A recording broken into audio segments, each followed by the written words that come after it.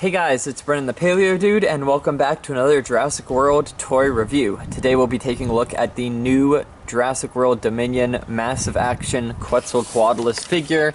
This one recently hit stores here in Canada, so you can find it at Walmart and most likely Toys R Us, but I haven't seen it there yet. I think it has two action features. The mouth opens and closes. There's a button on the bottom, I think, for that. And then the wings flap with the typical button on the back. And then it has that scan code feature there, which you guys that play the game can give it a little scan if you want. I'll include it in a scan code video in the future if you guys missed that. The coloration is fantastic. I'm pretty sure a lot of these elements are new. At first glance, they seem reused from the original Quetzal, but we will do a comparison in a little bit and see the differences between them. The head sculpt is very beautiful. I love the coloration on it. It's got that really nice blue on the crest and then orange on the beak and around the eye. And then you can see the feathery fur, or furry feathers, whatever. The filaments going down the neck and the rest of the body as well. So we'll unpack this one. This one's very easy. It doesn't have anything holding the feet in like the rest of them. So we'll yeet the package. Wow, okay. So the neck has that articulation to it at the base there that the original did not have. That was actually part of the action feature.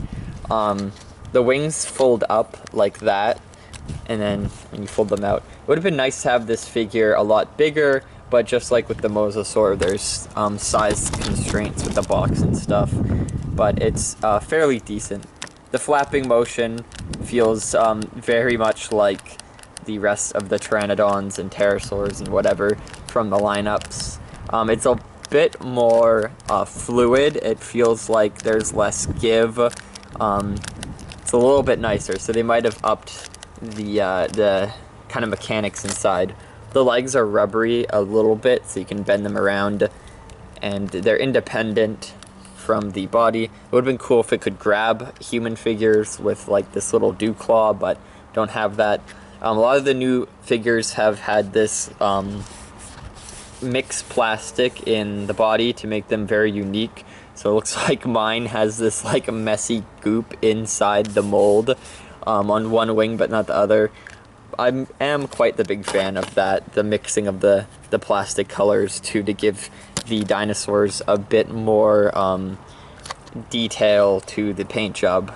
Give them a bit of realism, which is pretty cool. So we'll test out that action feature now. There's the button right there. So yeah, the beak opens and closes. Doesn't matter if you pose it down or up.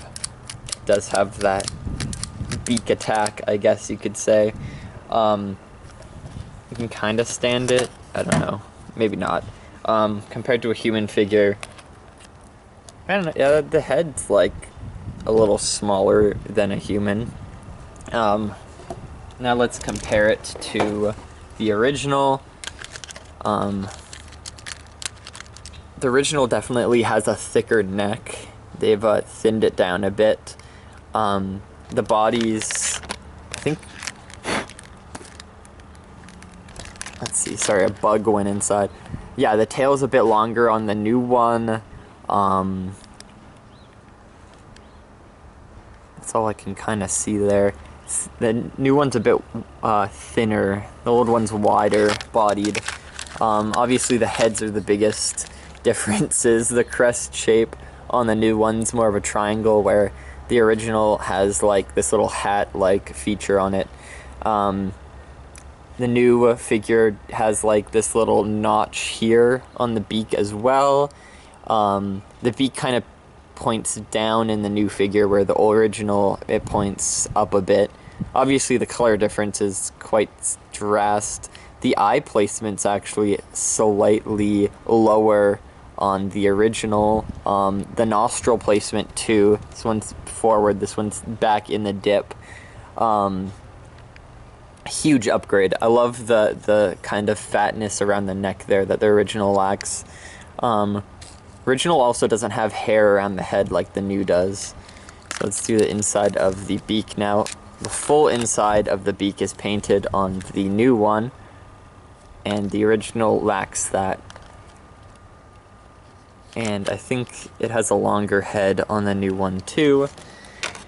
The wings, let's see. Yeah, the wings are a bit different. So the bones inside the finger, the placement of them are at different lengths. This one's a bit further on the wingtip, this one's not. This one's kind of mid wingtip, and the elbows are a bit different on them as well. The hands are bigger on the newer figure and more curved, more detail in them. And then for the legs, the feet are bigger. The fingers or toes or whatever you want to call them are bigger on the new one. And they lack these kind of skin flaps that the legs have. They're just kind of freestanding. So there's all the differences in the Quetzalcoatlus from the new and the old figure. And I love the colorations of it. It's really nice, really signature to this new creature that'll be in the films. Wish there's a bit more posability with how you could stand it, because the Adzarchids kind of have that weird stance to them, but these figures you can never do that. It's just the flapping or flying motion that they have, which is kind of sad. And of course the size restraints, it can't be massive like in the movie. Yeah, and I like the neck posability, it's really nice. You can even rotate it, and the chomping still works, so you can have it come down from the side and snatch up a person. There's no strength to the bite, so it can't like pick anyone up, which is kind of unfortunate as well.